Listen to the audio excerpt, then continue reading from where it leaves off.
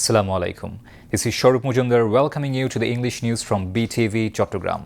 Let's begin with the top stories. Short-term flooding feared in some districts as heavy rains forecast in different parts from tomorrow.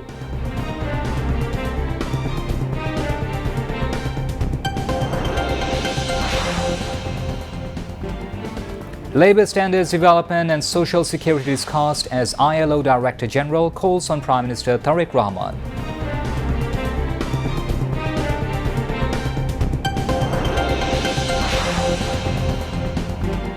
LGRD Minister emphasizes domestic research on mosquito control drugs as imported ones expensive.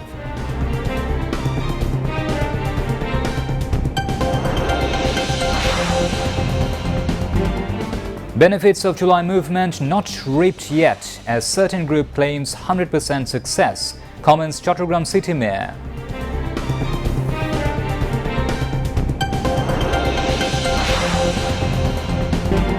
And tension escalates in Middle East as attacks and retaliations between US and Iran continue with high alert issued in Kuwait and Bahrain.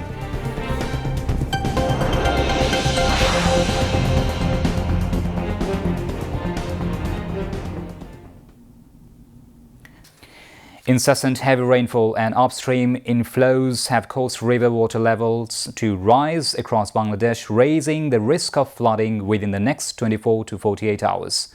According to the Flood Forecasting and Warning Center, FFWC, the districts most at risk include Lalmonirhat, Nilphamari, Rangpur, Gaibandha and Kurigram in the Rangpur division. The Tista River is currently flowing 5 centimeters below the danger level at the Dahlia Point in Nilphamari. To ease the pressure of the rising water, all 44 sluice gates of the Tista barrage have been opened. The FFWC said that although water level is in the Tista, Dhorla and Dudhkumar rivers have remained stable over the past 24 hours, they are feared to rise over the next 3 days. As a result, water levels at several locations in these 5 districts may exceed the danger level within the next 24 to 48 hours. Meanwhile, flood alerts have also been issued for the northeastern districts of Sylhet and Sunamganj.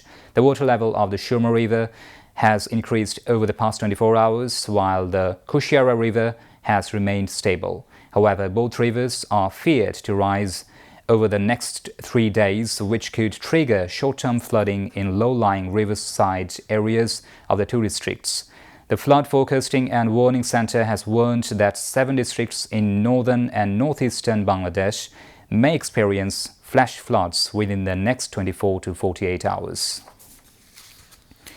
Prime Minister Tariq Rahman said his government is attaching the highest importance in protecting workers' rights, ensuring a safe working environment and implementing international labour standards.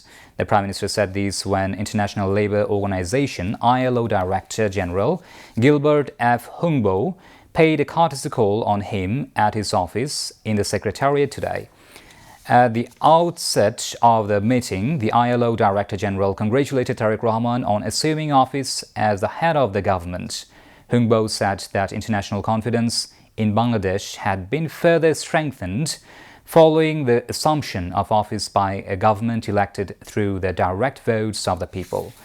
In this context, the ILO Director General said the ILO is interested in further strengthening its long-standing partnership with Bangladesh and will continue to work closely with the government for the development of the labour sector. In response, the Prime Minister thanked the ILO for its continued cooperation. The ILO Director General also congratulated the Prime Minister on the election of Bangladesh's Foreign Minister, Dr. Khalilur Rahman, as President of the 81st session of the United Nations General Assembly, UNGA. Hungbo also highly praised the present government for achieving other diplomatic success at the international level within a short period. During the meeting, the ILO Director General said that Bangladesh government's ongoing labour sector reforms and commitment to implementing international labour standards are being positively recognized globally. The other areas which came up in discussion during the meeting includes workers' protection, skills development, expanding employment opportunities, and developing a skilled workforce to meet the demands of the changing global labour market.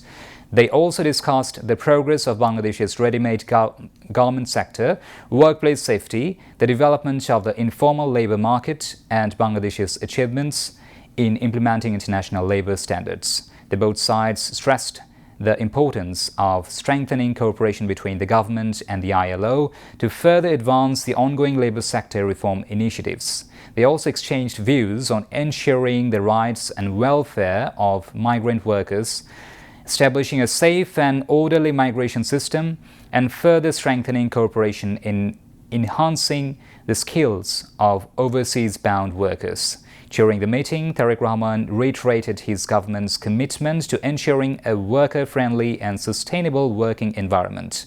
Besides, the ILO Director General expressed his commitment to further expanding the organization's existing cooperation with Bangladesh and working jointly for the development of the country's labor sector.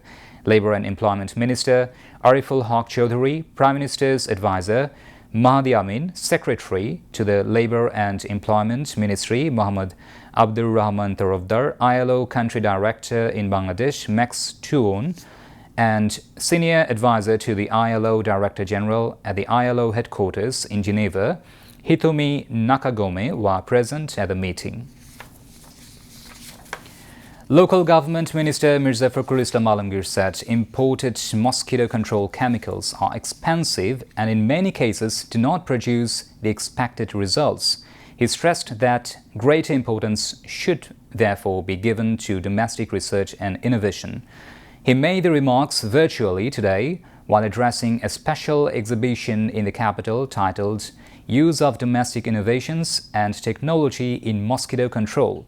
The exhibition, organized by the social organization Youth to World, showcased a locally developed technology for controlling mosquito larvae.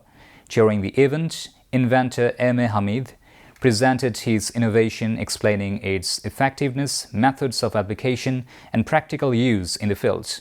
Participants at the program said that expanding research and promoting the practical implementation of locally developed technologies could open up new ways for controlling dengue and other mosquito-borne diseases. Chattogram City Mayor Dr. Shahadat Hussain said the Bangladesh Jatiyottabadi Chhatra Dal led the July uprising with the participation of all, but later a difference in unity arose, as one party claimed 100% success of the movement. He commented that the spirit of July would have been irrefutable if this disparity had not been created.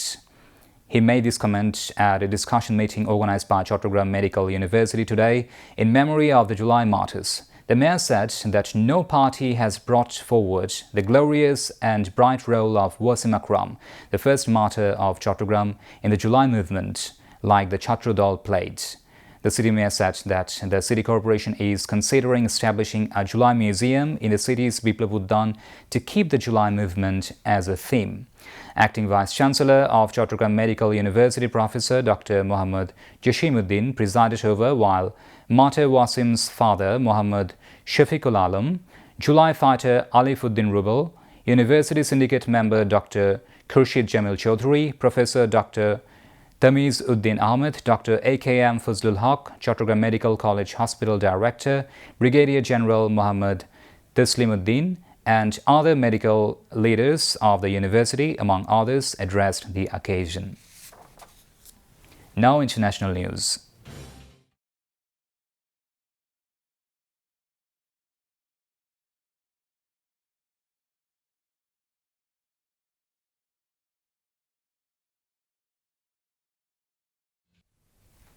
Ignoring the Memorandum of Understanding signed with the aim of achieving a ceasefire, retaliatory attacks between the United States and Iran have claimed the life of a U.S. soldier in Iraq. With this latest casualty, the total number of U.S. troops killed in the renewed conflict has risen to 17.